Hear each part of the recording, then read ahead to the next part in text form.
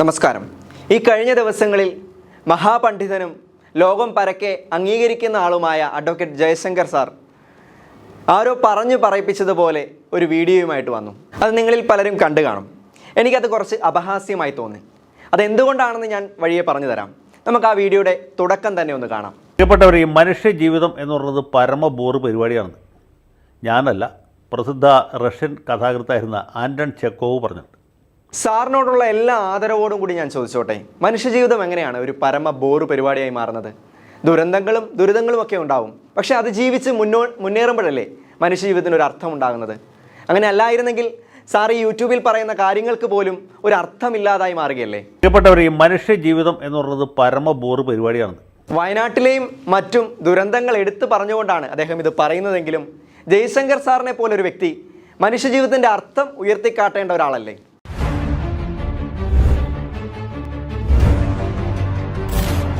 കേരള സഭയിലെ ഫലിതപ്രിയരായ പിതാക്കന്മാരെക്കുറിച്ചാണ് പിന്നീട് അദ്ദേഹത്തിൻ്റെ പരാമർശം.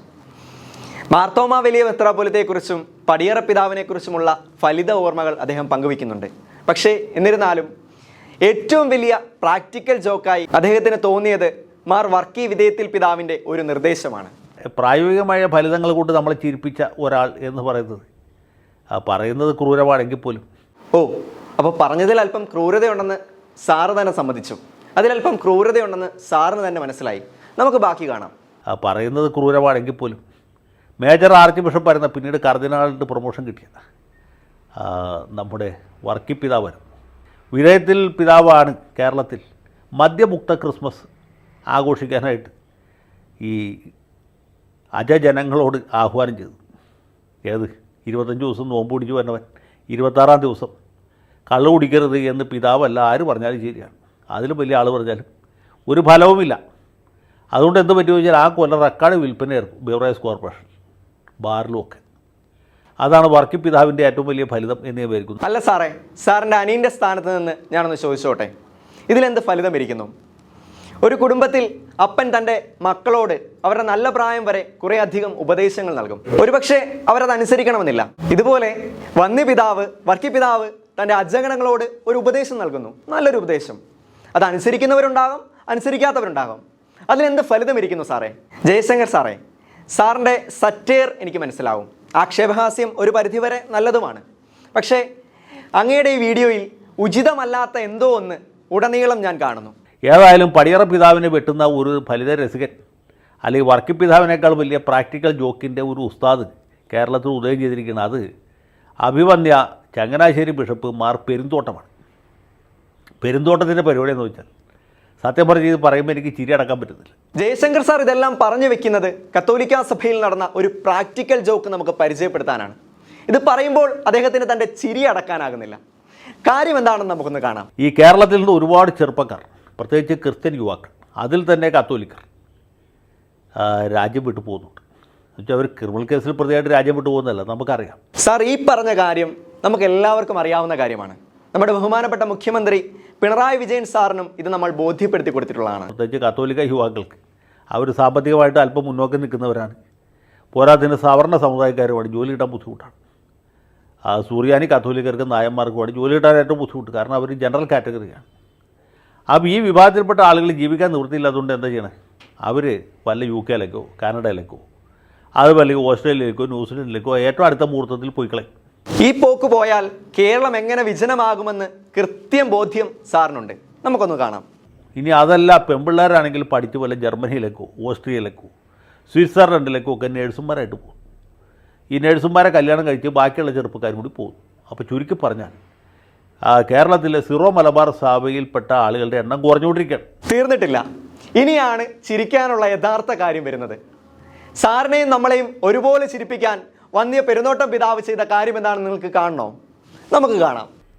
അപ്പോൾ ഈ ദുസ്ഥിതിക്ക് ഒരു പരിഹാരം കാണണം എന്ന് മാർ പെരുന്തോട്ടം പിതാവിന് തോന്നി. തീരുമാനിച്ചത് എന്ത് ചെയ്തു?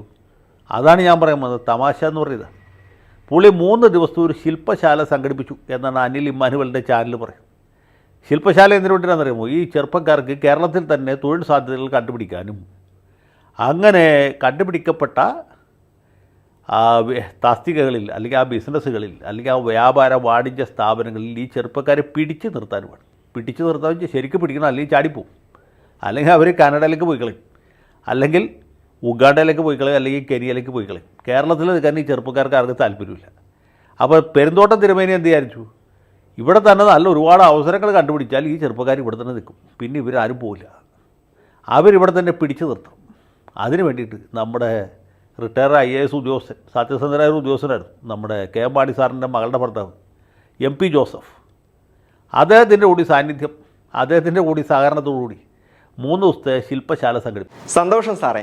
പെരുന്തോട്ടം പിതാവിനോ സത്യമില്ല, MP ജോസ് സാറിനെങ്കിലും സത്യമുണ്ടെന്ന് സാർ സമ്മതിച്ചല്ലോ. ഈ തിരുമേനി കണ്ടുപിടിക്കുന്ന ജോലി ചെയ്യാൻ ആരെങ്കിലും പോകുമോ?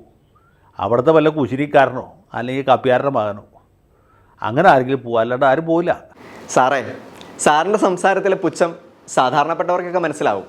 ഈ ചെറുപ്പക്കാർ പഠിച്ച് പാസ്സായവരൊക്കെ തന്നെ ആദ്യത്തെ വേക്കൻസിയിൽ, ആദ്യത്തെ പോസ്റ്റ്, ആദ്യത്തെ ചാൻസിൽ അവൻ സാന്റാ മോണിക്ക വഴി പോവുക, വേറെ വല്ല വഴിക്ക് പോകണമെന്ന് നോക്കാനുള്ളൂ.